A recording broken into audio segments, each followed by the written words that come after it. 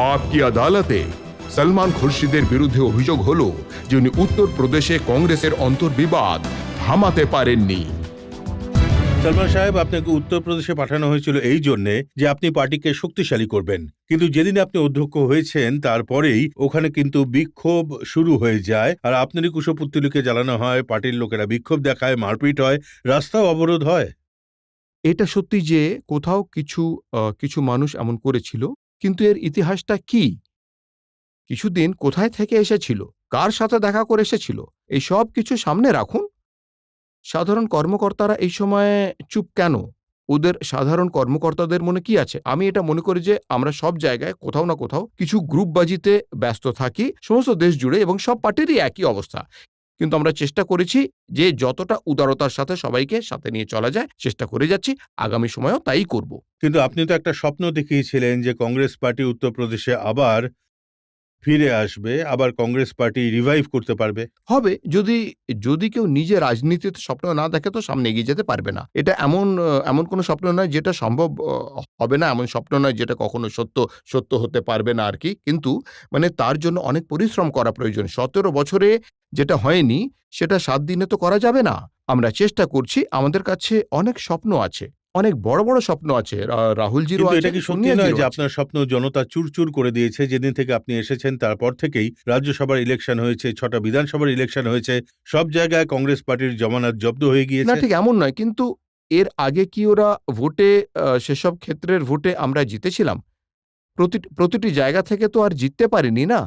এবার আমাদের কি সমীক্ষা বেরিয়ে আসছে, তাতে আমরা 20% বাড়িয়ে দেখিয়েছি, ঠিক আছে? এখন কিন্তু এবার ভোট আসছে, আচ্ছা, আর ভোটে সব পরিষ্কার হয়ে যাবে নির্বাচন আমরা কোথায় আছি, সলমান কোথায় সাহেব, নেই। এলাহাবাদ, যেখানে পণ্ডিত নেহেরু জন্মেছিলেন, যেখানে ইন্দিরাজি ছিলেন, সেই জায়গায় সেইখানে কংগ্রেস পার্টি অ্যাসেম্বলি ইলেকশনে মাত্র 607টা ভোট পেয়েছে। আমি এটা স্বীকার করছি যে এটা আমাদের জন্য খুবই দুঃখের বিষয়, কিন্তু যেটা বলে সে এটা ভুলে যায় যে যেখানে পণ্ডিত জওহরলাল নেহেরু ছিলেন এবং পণ্ডিত জওহরলাল নেহেরু যে কেন্দ্রের প্রতিনিধিত্ব করেছেন, সেখানে আজ কারা জিতে আসছে?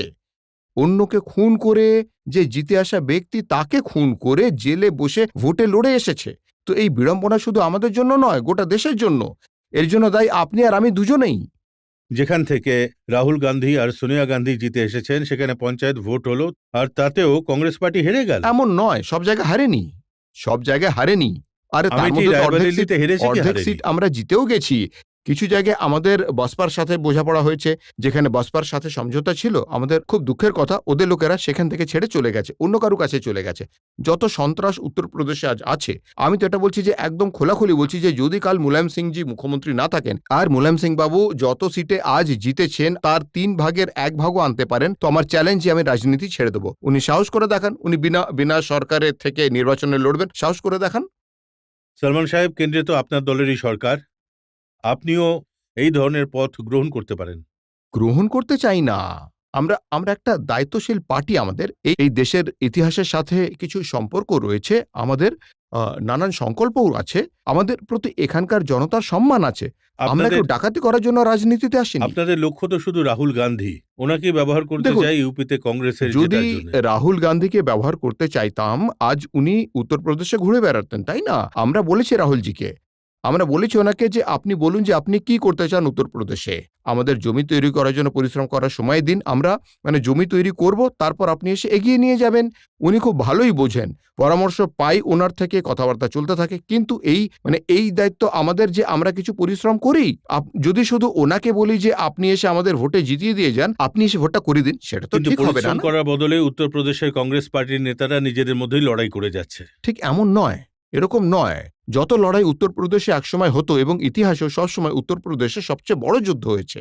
তখনকার কথা আর এখনকার কথা, কেউ কোনো সাংবাদিকের কাছে গিয়ে একটা স্টেটমেন্ট দিলেই সেটা যুদ্ধ হয়ে যায় না। যুদ্ধ হয় যখন আপনি মাটির ওপরে দাঁড়িয়ে থাকেন। মাটিতে আর কেউ আছে নাকি দাঁড়িয়ে থাকতে পারা? চলে আসুন সেখানে, আমাদের কর্মকর্তাদের সাথে এসে বসুন, ওদের প্রশ্ন করুন কোথায় লড়াই আছে, কোথায় লড়াই নেই। আর অন্য যে ব্যাপারটা, তাহলে কবরস্থানে আর শ্মশানে কোনো রকম লড়াই হয় না, লড়াইটা কিন্তু বাজারে হয়ে থাকে। কিন্তু আপনার কি মনে হয় না যে উত্তরপ্রদেশের জনতা আপনাকে বলে যে গুজরা হুয়া জামানা আতা নেহি দুবারা, হাফিজ খুদা তুমারা? এখনো পর্যন্ত এই আওয়াজ ওঠেনি, এমন কথা এখনো পর্যন্ত কেউ শোনেও নেই। এখনো তো শুধু এইটাই হয়ে আছে যে যেভাবেই হোক আমাদের বাঁচাও।